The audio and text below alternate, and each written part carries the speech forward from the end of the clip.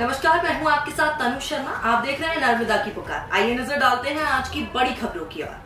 लोरदा बालाजी मंदिर में एक दिवसीय रामायण पाठ कर भोग आरती की भक्तों ने प्रसाद ग्रहण किया। मंदिर के व्यवस्थापक मनीष बंसाली ने बताया कि नियमित दर्शन करने वाले भक्त एवं बाहर के सहयोगी ने भाग लिया।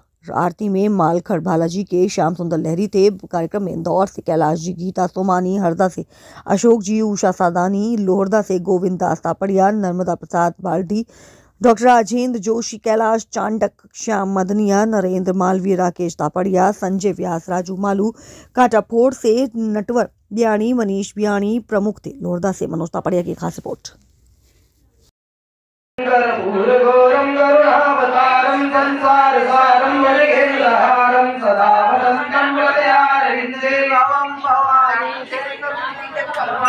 ज्वालाकरामृत्युग्रहमशेषासुरसूदनं त्रिशूरणं प्रातनोर्भीतिर्